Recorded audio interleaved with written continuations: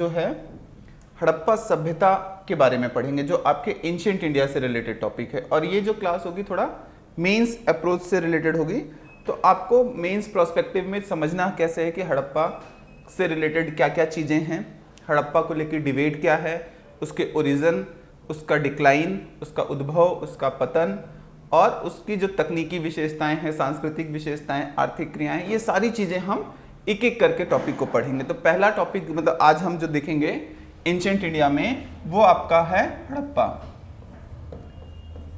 हड़प्पा सभ्यता, ठीक है। और इस पे हम देखेंगे कि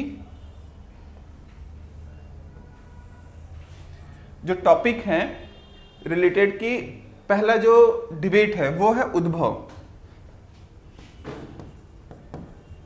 उद्भव मतलब ओरिजिन, ठीक। दूसरा आपका जो डिबेट है उसका पतन,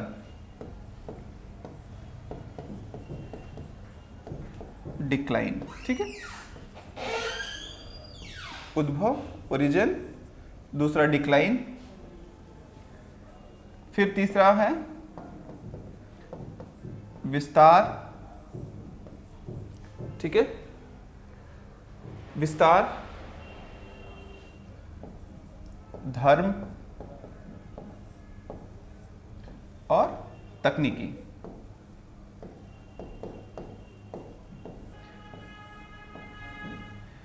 अब इसी संदर्भ में हम इसके सारी चीजों को पढ़ने का प्रयास करेंगे। पहला कि जो उद्भव है, ओरिजिन है, इसको लेके हिस्टोरियन में डिबेट है। किसमें? हिस्टोरियंस में डिबेट है, या इसको मैं बोलूं तो इतिहासकारों में।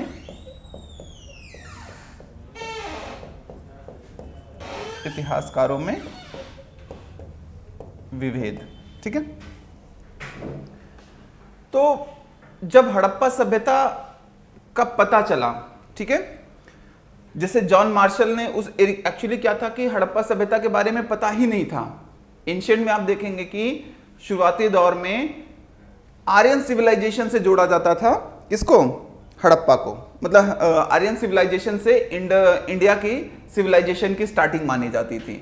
लेकिन आप देखेंगे कि नॉर्थ वेस्टर्न फ्रंट में, उत्तर पश्चिम में, ब्रिटिश टाइम में जॉन मार्शल वगैरह ने एक एरिया में वहां लाइन बिछ रही थी, रेलवे ट्रैक बिछ रहा था, उसका उत्खनन हुआ तो वहां से एक नवीन सभ्यता का पता चला और वो हड़प्पा सभ्यता के रूप में जानी गई।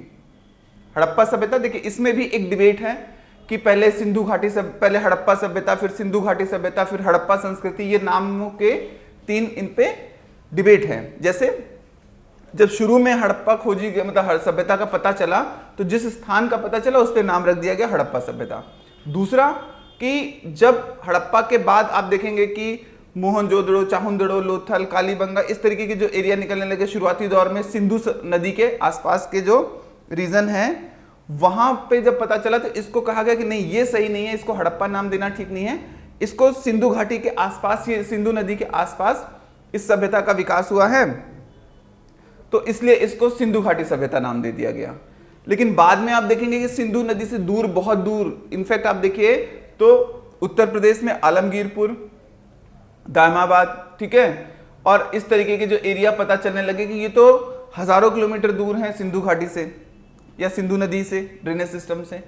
तो ये माना गया कि इनका नाम जो है कि जिस संस्कृति का सबसे पहले जहां पता चलेगा उसी के नाम पर इसका नामकरण कर दिया गया। तो इसलिए अब इसको हड़प्पा सभ्यता की जगह संस्कृति की बात कहेगी। देखिए सभ्यता और संस्कृति में एक माइन्यूट सा डिफरेंस ये है कि पहले सभ्यता का ये माना जाता था कि सभ्यता का उद्भव हुआ और सभ्यता का पतन हो गया।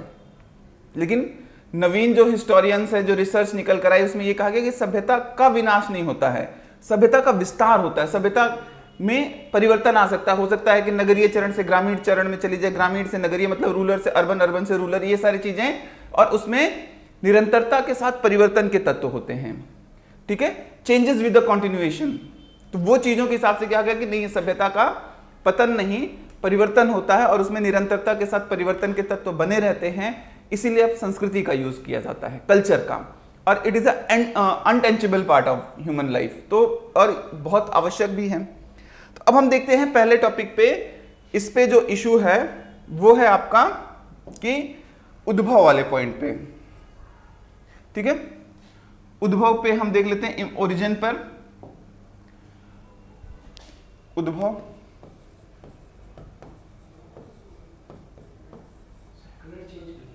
ठीक है, उद्भव या ओरिजिन। अब इसको लेके बहुत सारे डिबेट है। सबसे पहले डिबेट ये हुआ कि इसमें आप देखेंगे तो तीन बेसिकली स्कूल ऑफ थॉट हैं। तीन जो हैं स्कूल ऑफ थॉट का मतलब हो गया कि तीन ग्रुप है हिस्टोरियन के जिनको अलग अलग रहा है। पहला जो है वो आपका उपनिवेशवादी, उपनिवेशवादी विचारधारा,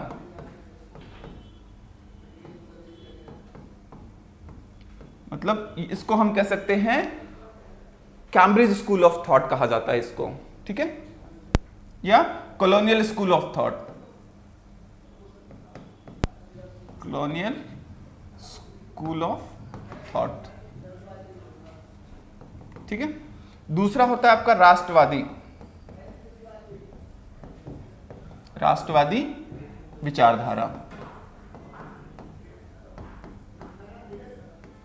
nationalist school of thought, nationalist school of thought. और तीसरा जो है आपका मार्क्सवादी,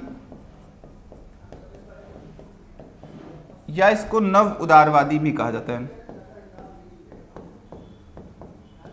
नव उदारवादी विचारधारा, ठीक है, मार्क्सिस्ट स्कूल ऑफ थॉट।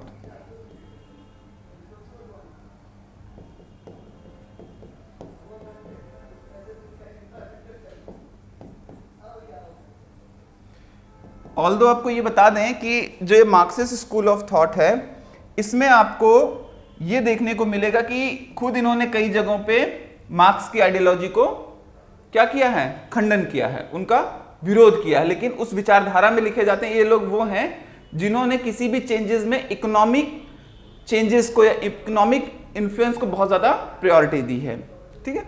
अभी हम समझेंगे इसको। तो पहले अगर हम देखें उपनिवेशवादी विचारधारा या कॉलोनियल स्कूल ऑफ थॉट में लिखने वाले जो इतिहासकार हैं उनका इंटेंशन क्या था और कौन कौन से इतिहासकार हैं। अगर आपको नाम याद रहे तो एक दो नाम आप लिख सकते हैं, जैसे जॉन मार्शल हैं, स्टुअर्ट पिगट हैं, अमलानंद घोष हैं, एनजी गोपाल हैं, ठीक है, एनजी मजुमदार हैं, रफीक मुगल जैसे इतिहासकार हैं जिन्होंने इस विचारधारा में लिखा, ठीक है। और उद्भव की संकल्पना जो इमरजेंस है हड़प्पा का, उसको लेके अपने विचार दिए, ठीक है। वहीं दूसरी तरफ इसमें हार्डकोर स्टार्टिंग में जो इस विचारधारा की उत्पत्ति हुई वो हुई मार्टिमन व्हीलर के द्वारा। किसके द्वारा हुई? कॉलोनियल स्कूल ऑफ थॉट में आप देखेंगे कि उपनिवेश विचारधारा में, उपनिवेशवादी विचारधारा में,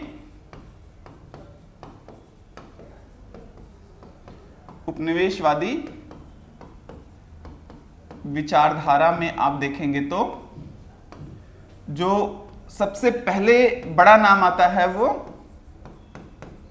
मार्टिमन व्हीलर साहब का आता है, ठीक है, इनका नाम आता है। और अगले क्रम में आप देखेंगे तो क्रेमर हैं और कुछ अन्य विद्वान भी हैं जो इस विचारधारा में लिखते हैं। इनका मानना था कि हड़प्पा सभ्यता जो है,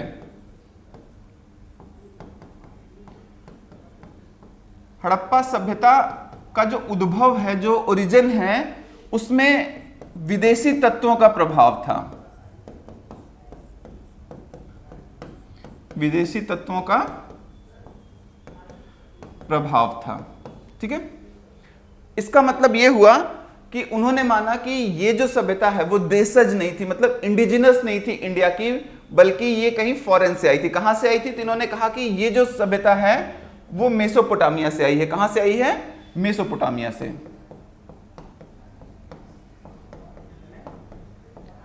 मेसोपोटामिया से ये सभ्यता का क्या है, जुड़ाव है। इनका मानना था कि जो सभ्यता जो होती है उसके पंख होते हैं। अब ये मतलब नहीं है कि सभ्यता के रियल में पंख होते हैं, मतलब ये स्प्रेड होती है एक जगह से दूसरी जगह पे के बीच में। इनका मानना था कि जो इंडिया है सब कॉन्टिनेंट उस टाइम पे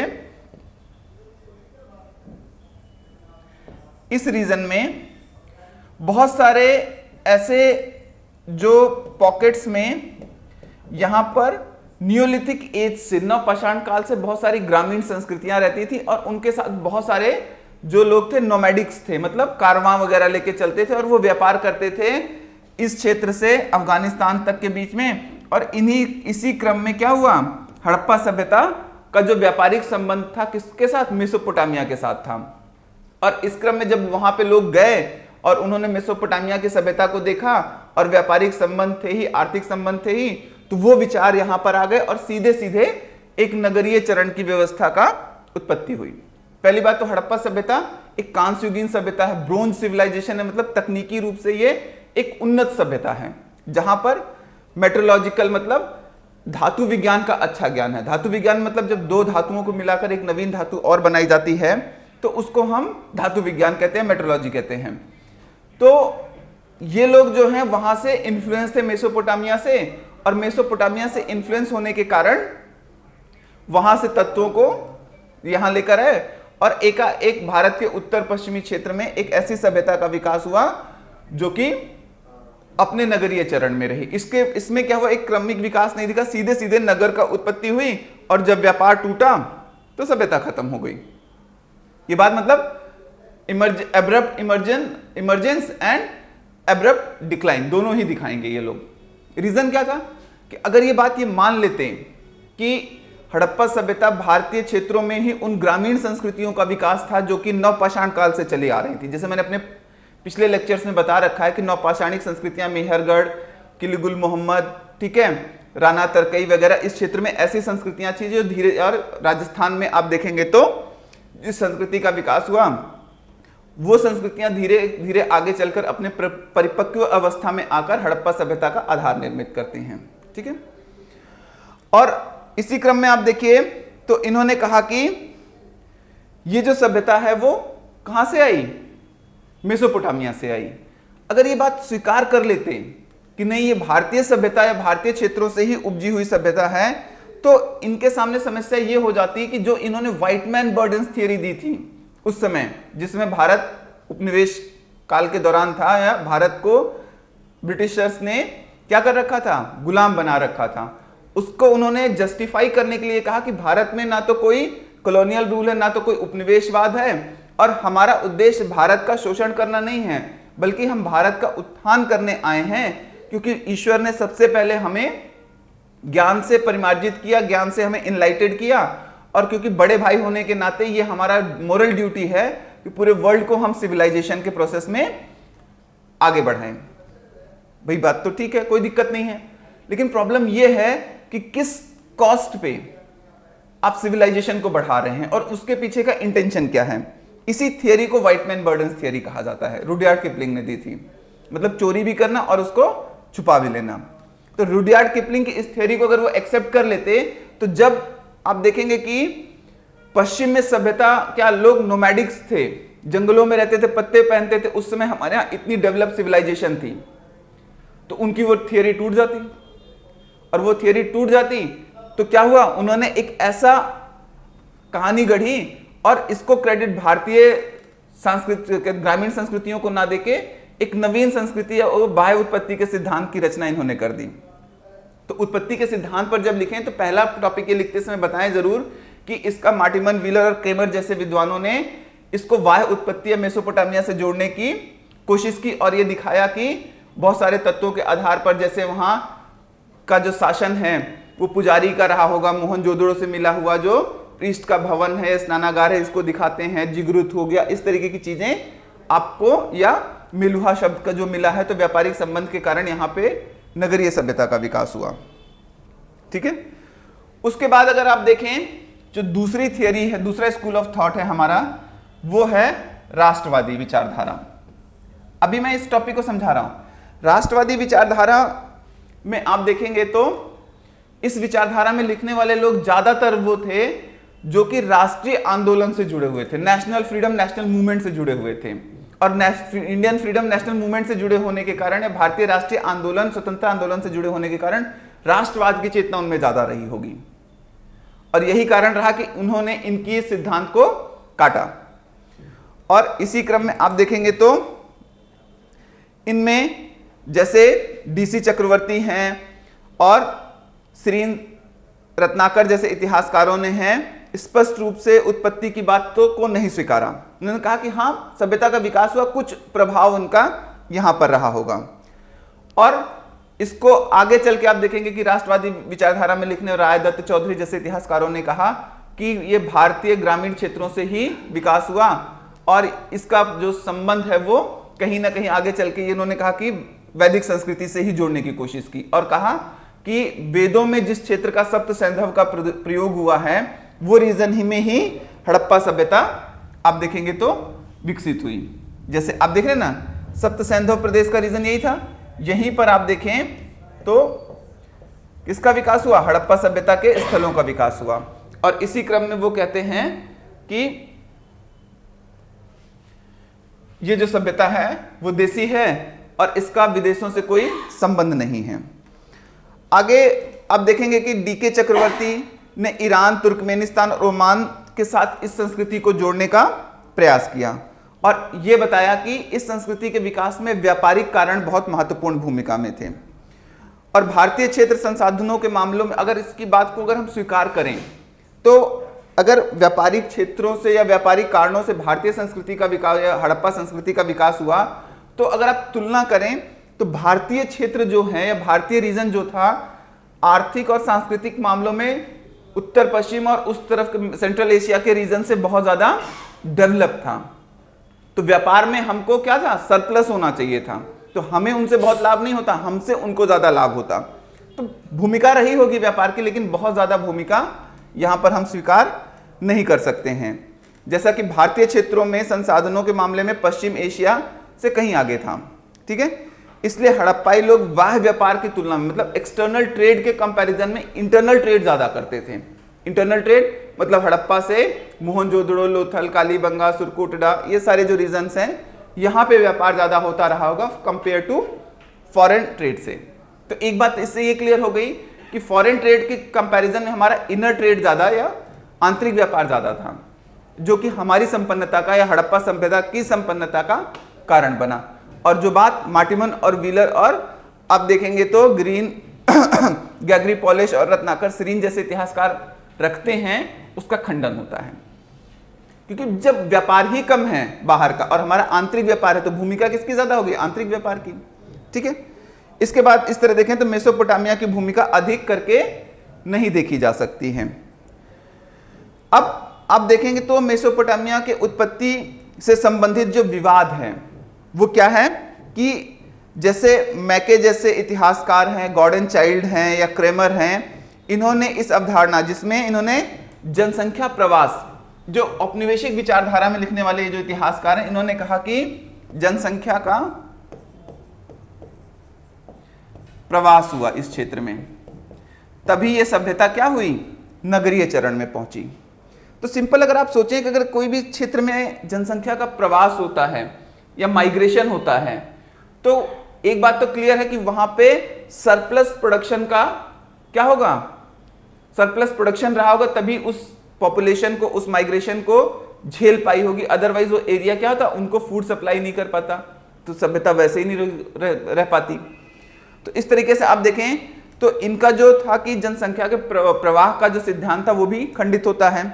आगे मार्टिमन व्हीलर के विचारों में उन्होंने भी क्या किया? प्रवास पर बल दिया, जिसको आप निम्न बातों से कह सकते हैं कि अगर प्रवास हुआ तो इसका मतलब पहले से यहाँ पे कृषि अर्थव्यवस्था का विकास हुआ रहा होगा, एक अधिशेष का उत्पादन होता रहा होगा, सरप्लस का प्रोडक्शन रहता होगा, जिसने मिशनरी, लॉ एंड ऑर्डर और ये सारी चीजें, और क्लासिक डिवीजन ऑफ लेबर कर दिया, क्लासिफिकेशन और स्ट्रेटिफिकेशन ऑफ लेबर कर दिया, जिससे कि संस्कृति का विकास होगा। तभी वो प्रवासी जनसंख्या या जो माइग्रेंट इंडिया में आए या इस क्षेत्र में आए वो सस्टेन कर पाए, otherwise it can not be sustainable.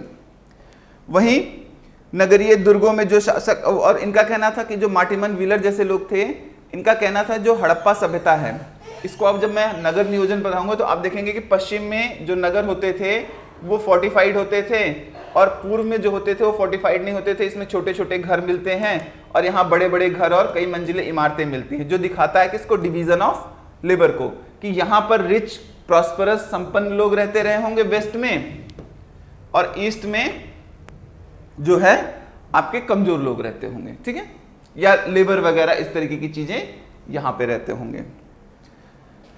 और अब अगर हम देखें कि जो नवीन अवधारणा आई है, जो नए रिसर्च आए हैं, उन्होंने इस खंडन को, या जो मार्टिमन व्हीलर जैसे इतिहासकार हैं या जो श्रीन रत्नाकर जैसे इतिहासकार हैं, उनकी विचारधाराओं को इन्होंने क्या किया, तोड़ा, ठीक है। तो मेसोपोटामिया हड़प्पा में क्या अंतर था, what is the different between Mesopotamia,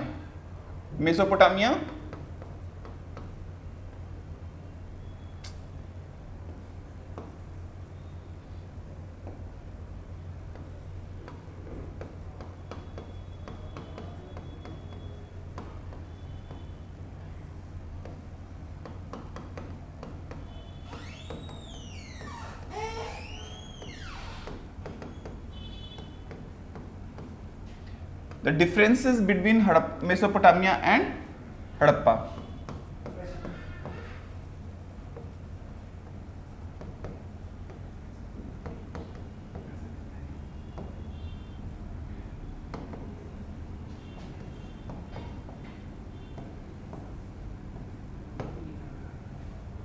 तो अगर हम डिफरेंसेस को देखें इनके, तो आपको दोनों सभ्यताओं में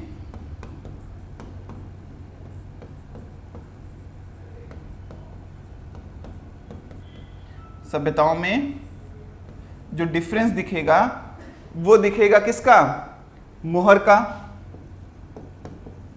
सील जिसको हम कहते हैं, ठीक है, मोहर का अंतर दिखेगा, ठीक है, लिपि का, औजार का, लिपि स्क्रिप्ट का, औजार,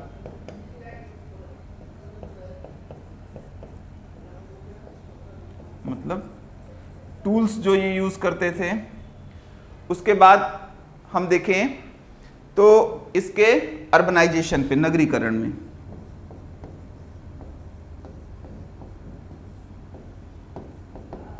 आपको डिफरेंसेस मिलेंगे। जैसे आपको पता है कि हड़प्पा में जो मोहरें मिली हैं ज्यादातर या तो स्क्वायर हैं या तो रेक्टेंगुलर हैं, ठीक है, स्क्वायर है या रेक्टेंगुलर है। लेकिन मेसोपोटामिया में ये कौन सी है, हड़प्पा में, और मेसोपोटामिया में जो मिला है वो आपका सिलेंड्रिकल, बेलनाकार, कैसी है। पहला डिफरेंस तो यही हो गया। अगर वहां से आई होती, ठीक है, वहां से प्रभावित हुई होती और यहां पर आई होती तो सिमिलैरिटीज होती ना, जैसी मोहर वहां यूज हो रही थी वैसी मोहर यहां पर यूज हो रही। पहली बात तो आप क्लियर कर लीजिए, ये मोहर का मतलब सील है, स्टाम्प से है, ना कि ये कोई क्वाइन और इन सब में नहीं यूज हो रहा है इसका, ठीक है। और ये टेराकोटा फिगर्स से बनी है, दोनों ही। टेराकोटा मतलब कच्ची, मतलब मिट्टी को पका के बनाई गई हैं। तो ये ऐसा होता रहा उस समय जो श्रेणी, मतलब जो व्यापारी वगैरह रहे होंगे वो अपने सामानों पे इसकी मुहर लगा देते होंगे। तो पहली बात डिफरेंस ये हो गया कि जो मेसोपोटामिया में सिलेंड्रिकल है और यहाँ पे स्क्वायर और आपका रेक्टेंगुलर है, ठीक है, आयताकार या वृत्ताकार है, आयताकार और क्या कहेंगे, मतलब स्क्वायर और रेक्टेंगुलर है। उसके बाद आप देखें लिपि में, जो हड़प्पा की लिपि है वो पिक्टोग्राफिक है।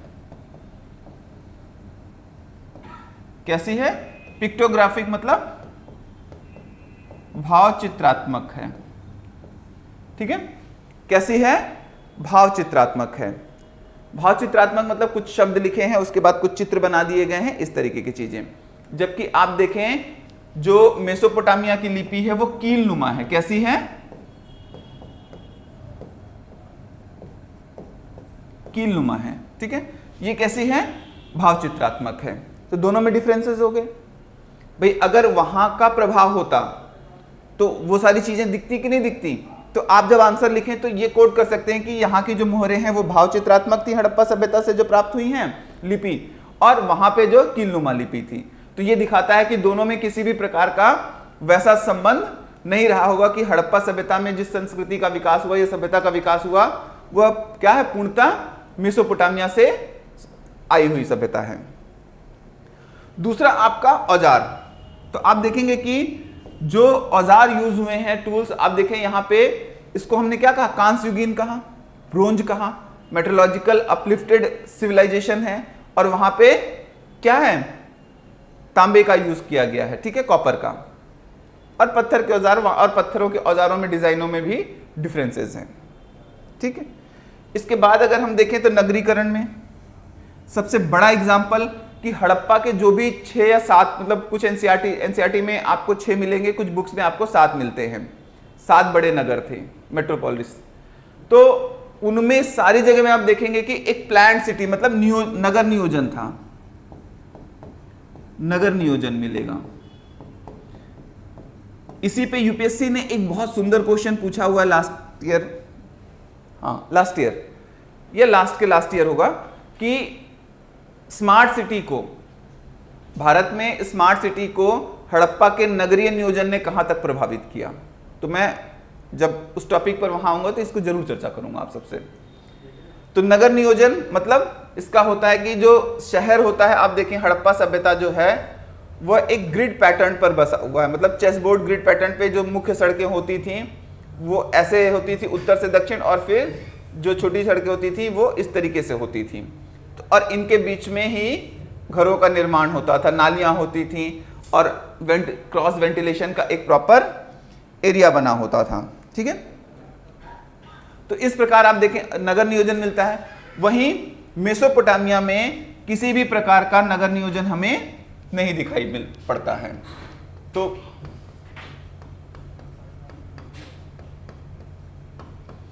मेसोपोटामिया में नगर नियोजन नहीं दिखता है। साथ में आप कह सकते हैं कि हड़प्पा में आग में पकी हुई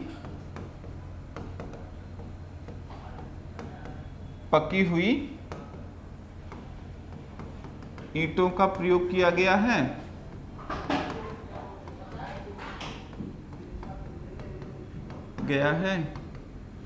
तो वहीं मेसोपोटामिया में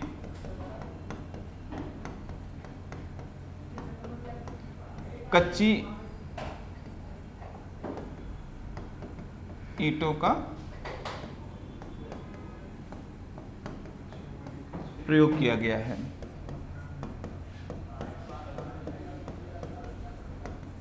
ठीक है, तो ये सारे पॉइंट्स आपको डिफरेंसेस बताते हुए चलना होगा, क्योंकि ये बड़े मेजर पॉइंट्स हैं जहां पर आप ये स्टैब्लिश कर सकते हैं कि जो बाह्य उत्पत्ति का सिद्धांत बताया गया है, इन निम्न तर्कों पे, इन टॉपिक्स पे, वो इन फैक्ट्स के बेसिस पे हम कह सकते हैं कि ये बाह्य उत्पत्ति का सिद्धांत सही नहीं है।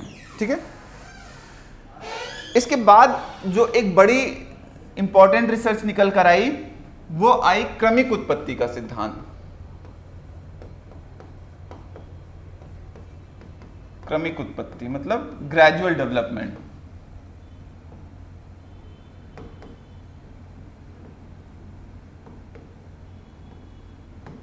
ठीक है, ग्रेजुअल डेवलपमेंट, क्रमिक उत्पत्ति का सिद्धांत। इस सिद्धांत को मुख्यतः आप देखेंगे तो अमलानंद घोष जैसे इतिहासकार हैं,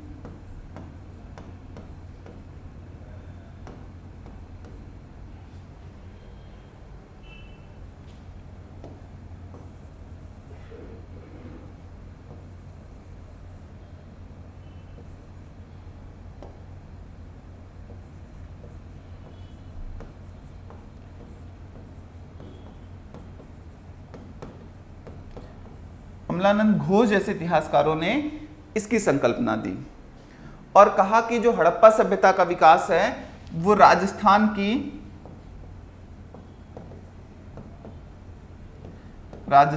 की सोथी संस्कृति से है।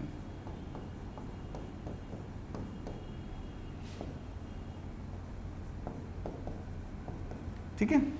इन्होंने कहा कि कोई बाहर का नहीं है, ये जो राजस्थान की सोथी संस्कृति है, इसी का जो विकसित अवस्था है वो हड़प्पा सभ्यता में परिवर्तित हुआ। ये मैं आप पीछे वीडियो का क्लास देखेंगे तो क्रमिक उत्पत्ति के बारे में बताया है कि जब नवपाषाण काल में इस क्षेत्र में जब कृषि का विकास हुआ, कृषि के विकास के साथ साथ हड़प्पा को हमने 3 पार्ट में बांटा, प्री हड़प्पा, हड़प्पा और पोस्ट हड़प्पा। तो प्री हड़प्पा में वो चरण आता है जब नवपाषाण काल की संस्कृति धीरे धीरे ग्रामीण क्षेत्रों में स्थायी वास करने लगी और अधिशेष का उत्पादन करने लगी, मतलब इतना एग्रीकल्चर का प्रोडक्शन करने लगी, खुद से ज्यादा चीजें। और जब अधिशेष का प्रोडक्शन होगा तो डिवीजन ऑफ लेबर होगा, सोसाइटी में स्ट्रेटिफिकेशन होगा, स्टेट का इमरजेंस होगा, ठीक है, लॉ एंड ऑर्डर, पुलिस, ये सारी चीजें ही आज के डेट में भी अगर आप कंपैरिजन करिए तो भारत सरकार आपसे टैक्स लेती है और उस टैक्स पर फिर क्या करती है, आपको सड़क, पुल, शासन व्यवस्था, ये सारी चीजें उपलब्ध कराती है। बिना अधिशेष के उत्पादन, बिना सरप्लस के प्रोडक्शन के ये पॉसिबल नहीं था। तो उन्होंने कहा कि हड़प्पा सभ्यता का जो विकास है किसी विदेशी उत्पत्ति का प्रभाव नहीं है, बल्कि ये तो क्रमिक विकास का ही परिणाम है, ठीक है। फिर इसी क्रम में आप देखेंगे तो रफीक मुगल,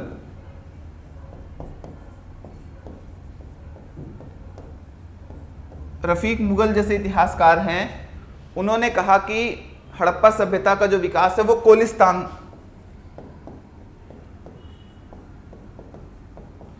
कोलिस्तान या की संस्कृति से हुआ है, ठीक है। कोलिस्तान में के क्षेत्र में या कोलिस्तान के क्षेत्र में विकसित संस्कृति से ही इसका विकास हुआ है, ठीक है। और कहा कि जो कोलिस्तान में जिस संस्कृति का विकास हुआ वही आगे चलकर हड़प्पा सभ्यता बनी।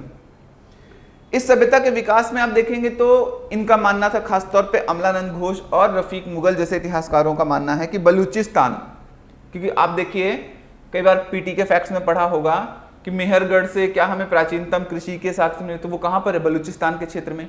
आज का पाकिस्तान का देखें ना, बलूच वाला जो क्षेत्र है वहां पे, उसमें वहां बारिश कम होती रही होगी, मतलब बारिश का मतलब इतना सूखा एरिया नहीं था, आज की तुलना में बारिश वहां ज्यादा होती रहेगी, कृषि के लिए ज्यादा अच्छा क्षेत्र है, मृदा उतनी सख्त नहीं है, तो लकड़ी के हलों से भी काम हो जाता रहा होगा, उसमें आयरन का तो यूज हुआ नहीं था, तो इसलिए उस क्षेत्र में नदी का विकास हुआ और ये जो पंच नद हैं आपके वहां पे प्रभाव होते थे, तो वो उनके द्वार में उत्पादन का क्षेत्र ज्यादा था।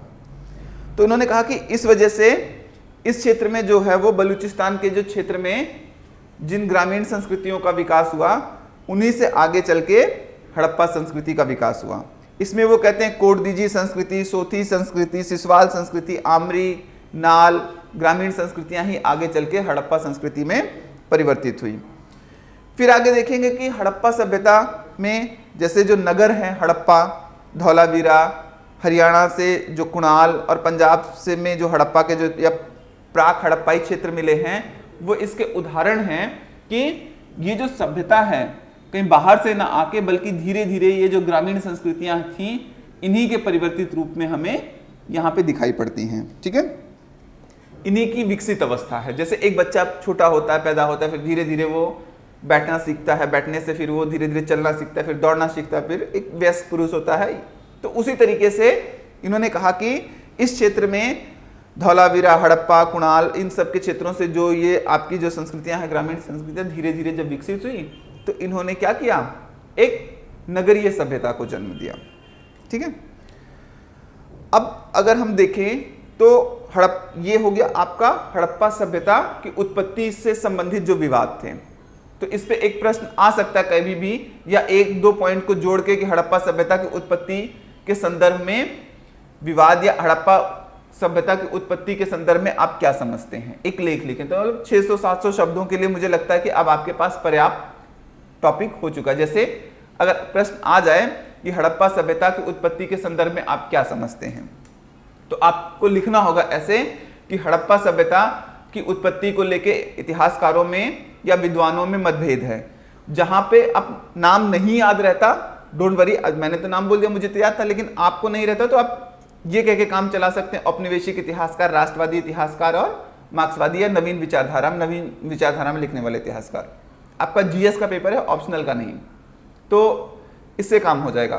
तो आप लिख सकते हैं कि हड़प्पा सभ्यता की उत्पत्ति के संदर्भ में इतिहासकारों में एक मतातिरेक दिखाई पड़ता है जिसका प्रमुख कारण है कि हड़प्पा सभ्यता के संदर्भ में हमारे पास जानकारी का अभाव है।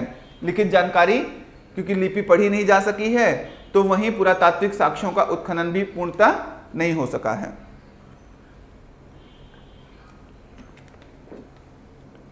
इस कारण इस सभ्यता के अध्ययन में एक भ्रम की स्थिति बनी हुई है, जहां पर मुख्यतः अगर हम देखें तो हड़प्पा सभ्यता को लेकर 3 वर्ग के इतिहासकारों का हमें विचारधारा तीन वर्ग के इतिहासकारों में यह विचारधारा बटी हुई दिखाई पड़ती है। जहां पे औपनिवेशिक विचारधारा में लिखने वाले इतिहासकार मार्टिमन व्हीलर और स्टुअर्ट पीगट जैसे इतिहासकारों ने इसको वाय उत्पत्ति या मेसोपोटामिया से के संदर्भ में जोड़ के इस सभ्यता के विकास को दर्शाने की कोशिश की, जिस क्रम में उन्होंने यह बताया कि ये सभ्यता जो है एक नगरीय चरण में उभरी, क्योंकि सभ्यताओं के पंख होते हैं, विचारों के पंख होते हैं जो एक स्थान से दूसरे स्थान पर जाते हैं। इसी क्रम में वो कहते हैं कि इस क्षेत्र में रहने वाले लोग जब मेसोपोटामिया से व्यापारिक संबंध से जुड़े तो उन्होंने वहां से वो विचार ग्रहण किए और यहाँ पर आके एक नगरीय सभ्यता का निर्माण कर दिया। जिसके क्रम में आप देखें तो वो कहते हैं, जो मैंने पॉइंट्स बताए हैं, कि वो कहते हैं कि सभ्यता में आप देखें तो बहुत सारी समानताएं हैं, कारण व्यापारिक क्षेत्रों से जुड़े होने के कारण। दूसरा आप वो कहते हैं कि व्यापार, वाणिज्य और इन सब क्षेत्रों में क्या हुआ, सभ्यता जुड़ी थी। वहीं दूसरे वर्ग के इतिहासकारों में, जिसमें आप हमारे राष्ट्रवादी इतिहासकार, जिसमें लिखने वाले प्रमुख इतिहासकारों में आपके रायदत्त चौधरी और अन्य इतिहासकार जो कि राष्ट्रवादी आंदोलन चेतना की उपज थे, वह इस सभ्यता को देशज और आर्य सभ्यता से जोड़कर बताने की कोशिश की। और वह इसी क्रम में वह कहते हैं कि यह सभ्यता उसी क्षेत्र में पनपी जिस क्षेत्र में हमें वैदिक काल में उस क्षेत्र का उल्लेख मिलता है जो सप्त सैंधव के रूप में रहा। और हड़प्पा सभ्यता कोई और नहीं वरन यह आर्य लोगों से ही जुड़ी हुई सभ्यता थी। ये बात कह दी आपने, किंतु आपको लिखना होगा जोड़ने का प्रयास किया और इसे औपनिवेशिक विचारधारा के विरुद्ध उत्पन्न हुई विचारधारा के रूप में देखा जाता है। और इसी क्रम में उन्होंने इसको राष्ट्रवादी चेतना से जोड़ने का प्रयास किया।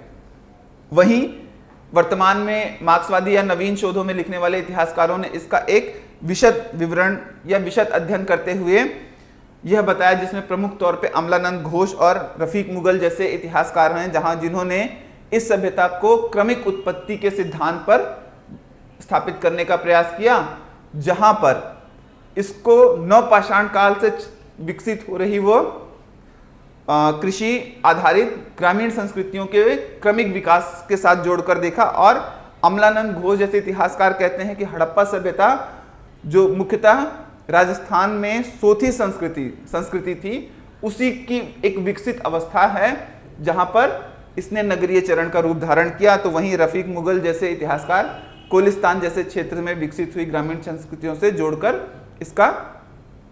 इसको व्याख्यायित करते हैं और इसको एक क्रमिक विकास के रूप में दिखाते हैं, जहां पर रेडियो कार्बन डेटिंग से भी इसकी पुष्टि होती है।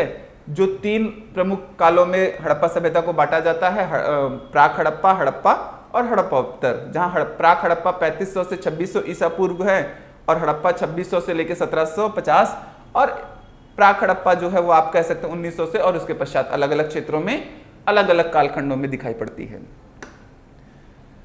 किंतु अब ये तो आपने बात कह दी, अब बात आएगी आपके कंक्लूजन की। तो आप कंक्लूजन में कह सकते हैं कि हड़प्पा सभ्यता का विकास मुख्यतः यहाँ की ग्रामीण क्षेत्रीय संस्कृतियों के ही माध्यम से होता रहा है, जो क्रमिक रूप से हमने ऊपर वर्णित तथ्यों के आधार पर किया। किंतु अपने विकसित होती अवस्था में मेसोपोटामिया और वाह्य व्यापार ने भी कुछ भूमिकाएं दिखाई होंगी, जिसपे यहाँ दोनों पे समतुल्यता दिखाई पड़ती है। यही कारण है कि मुख्यतः यह सभ्यता क्रमिक उत्पत्ति के ही रही, लेकिन अपने विकसित होते चरण में मेसोपोटामियाई संस्कृति के भी कुछ तत्वों ने भी अपनी भूमिका निभाई होगी। इतनी बात कह के आप अपने आंसर को कंक्लूड कर सकते हैं, जो 600 650 शब्द के आसपास आपका हो जाएगा।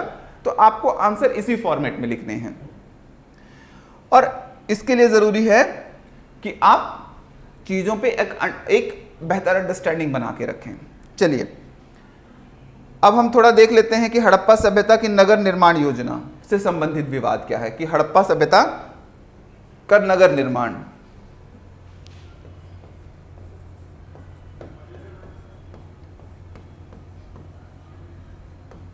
हड़प्पा सभ्यता का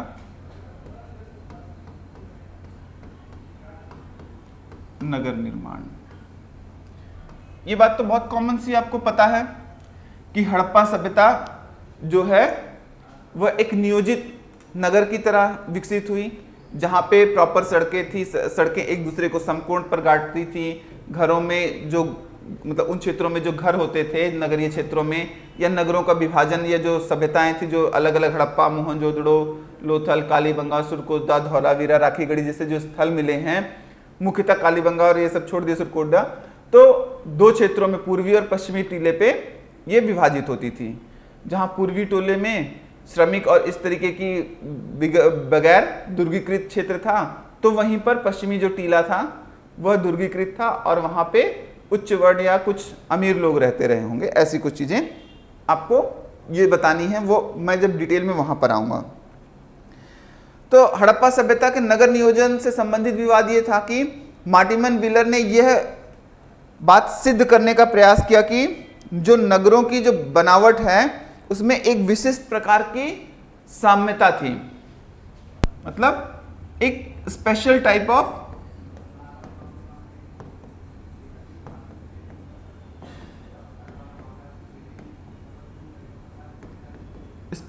ऑफ सिमिलैरिटीज थी। उन्होंने कहा कि सारे नगर जो हैं हड़प्पा सभ्यता में वो एक ही जैसे रहे हैं। इसका रीजन क्या था? मेसोपोटामिया से क्या हुआ, इनका इमरजेंस हुआ। ठीक है, हालांकि अगर आप देखें तो ये बात सही भी नहीं है कि जैसे कालीबंगा है और चाहुंदड़ो, यहां से जो हड़प्पा, मोहनजोदड़ो वगैरह से जो इस तरीके का नगर नियोजन मिला वैसा नगर नियोजन यहाँ पे नहीं मिलता है। इनफैक्ट कालीबंगा जो है वो पूर्ण तरीके से विकसित भी नहीं हुई थी। ठीक है, यहाँ पे पश्चिमी टीला और पूर्वी टीले का भी विभाजन आपको नहीं दिखेगा। ठीक है, तो हड़प्पा सभ्यता के उद्भव के जो टॉपिक पर हमने चर्चा की, या विकसित अवस्था में पहुंचाने वाले कौन कौन से लोग थे, जो हड़प्पा सभ्यता का उद्भव हुआ, तो उद्भव के पीछे कौन कौन से लोग थे जिसने इस सभ्यता को नगरीय चरण तक लेके गए। ये देसी थे, विदेशी थे या आक्रमणकारी थे, मतलब देवर इंडिजिनस, फॉरेनर या इन्वेडर्स। तो आप देखें तो इस सभ्यता के अध्ययन में बड़ी समस्या क्या है?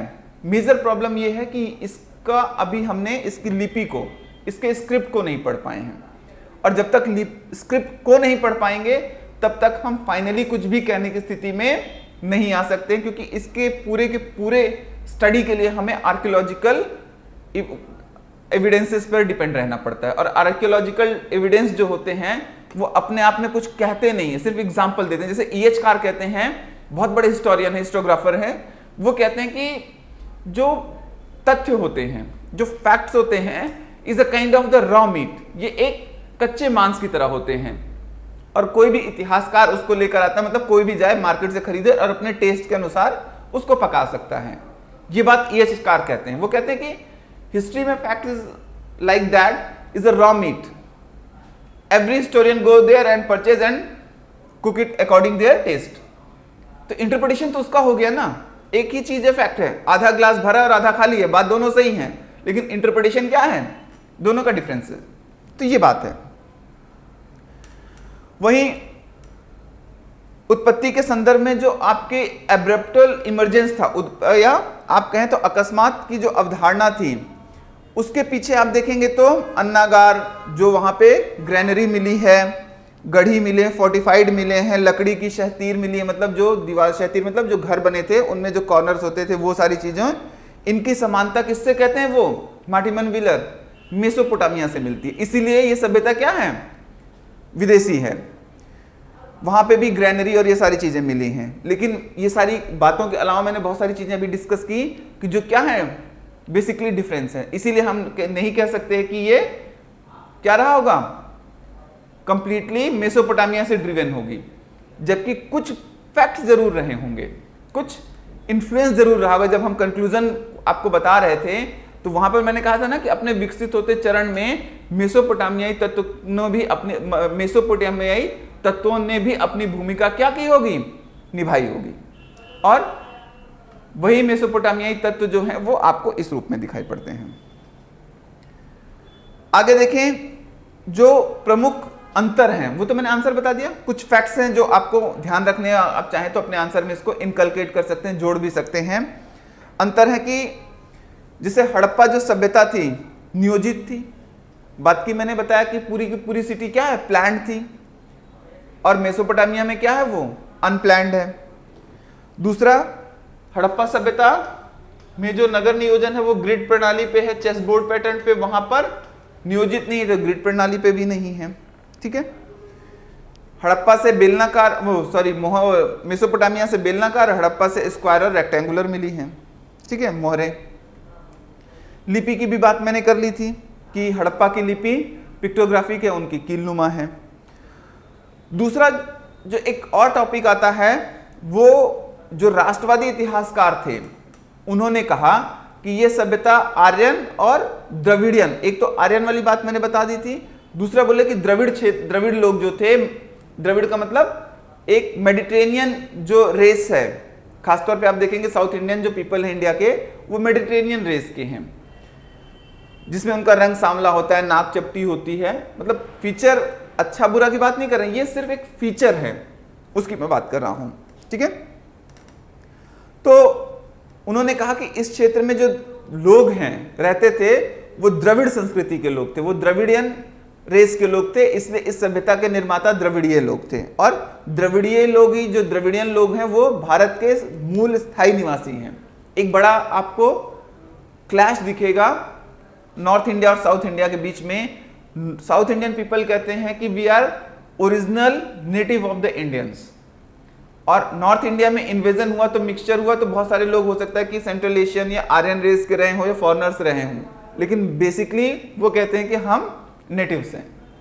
ये डिबेट का बात है नॉर्मली।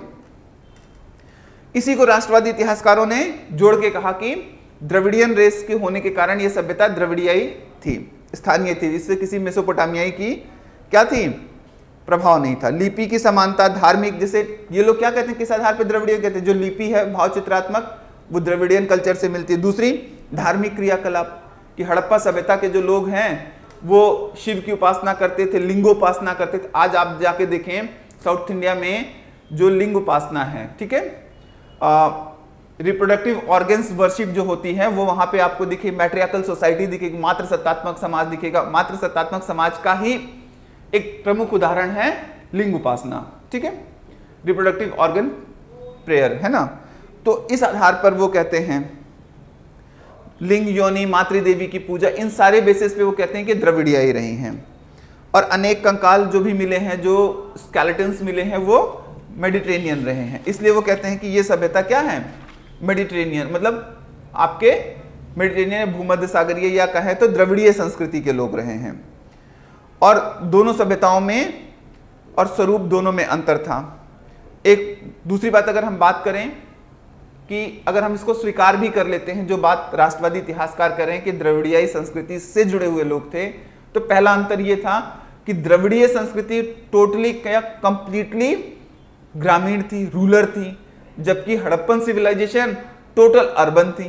तो पहला भी पॉइंट यहां पर क्या हो गया, इसको माना नहीं जा सकता। दूसरा, एक कंप्लीटली अर्बन थी तो दूसरी कंप्लीटली रूरल थी। दूसरा, बिना ठोस या कॉन्क्रीट एविडेंसेस के, आर्कियोलॉजिकल एविडेंसेस के हम ये बात कह नहीं सकते, क्योंकि किसी एक रेस का या किसी एक मतलब रेस के लोगों का ही वहां पे स्केलेटन नहीं मिला है। अल्पाइन भी मिले हैं, मेडिटेरेनियन भी मिले हैं, और भी बहुत सारे मिले, तो इस बेसिस पे तो डिफरेंसेस हो गए। तो इस बात को हम वहां पे थे। दूसरा, हमने आर्य लोगों के जनक थे, इसकी चर्चा कर दी थी।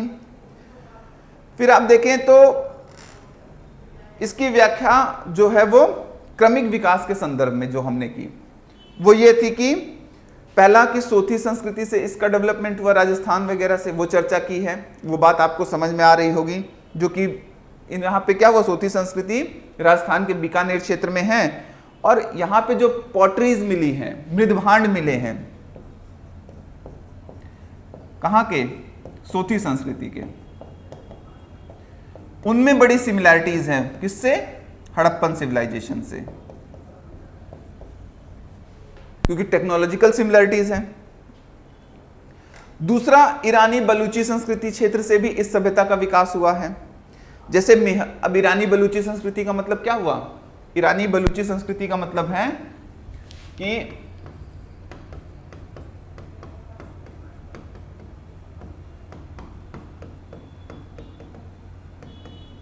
इसका मतलब हुआ कि मेहरगढ़ का जो क्षेत्र है यही पड़ेगा ना, और कृषि के प्राचीनतम साक्ष्य, oldest evidence of the agriculture कहां से मिला है, मेहरगढ़ से।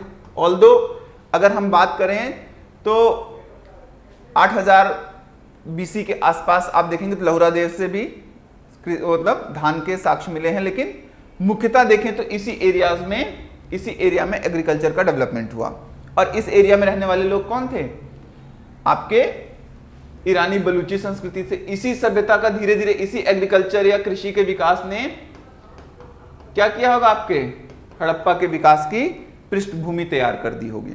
ठीक है, तो 6000 के आसपास मेहरगढ़ में कृषि की शुरुआत हो गई, उसके हमें साक्ष्य मिलते हैं।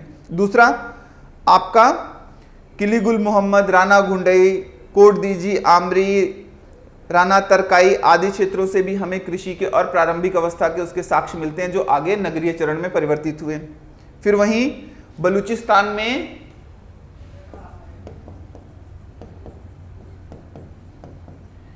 कुल्ली और नाल संस्कृतियों ने भी क्या किया था, अपनी भूमिका निभाई, और ये सभ्यताएं जब आगे बढ़ी तो ये भी हड़प्पा के नगरीय चरण में परिवर्तित होती चली गई। इस प्रकार आप देखें तो 6000 बीसी टू 4000 बीसी के बीच में जो इमरजेंस हुआ, जिन ग्रामीण संस्कृतियों का विकास सप्त सैंधव रीजन में और इस एरिया में हुआ, वही आगे चल के किसमें परिवर्तित हो गई, हड़प्पा सभ्यता में। और कृषि के साथ साथ इस क्षेत्र में बहुत सारे नोमैडिक्स या बंजारे रहते थे, जो कि इस क्षेत्र से व्यापार उस क्षेत्र में करते थे। तो व्यापारों ने भी अपनी, बाह्य व्यापारों ने भी और आंतरिक व्यापारों दोनों भी, क्योंकि बाह्य तो इंपॉर्टेंट था और व्याय से ज्यादा आंतरिक व्यापार भी इंपॉर्टेंट था। और इसने क्या किया कि हड़प्पा सभ्यता के नगरीय चरण का विकास किया। इस प्रकार इन फैक्ट के साथ आप आंसर को कंक्लूड कर सकते हैं। तो मैं उम्मीद करता हूं कि आज की क्लास में हड़प्पा सभ्यता के उद्भव और उससे जुड़ी हुई जो समस्याएं और तथ्य और आंसर लिखने में आपको काफी सहायता मिलेगी। कल हम इस पे तकनीकी और धर्म पर चर्चा करेंगे। धन्यवाद।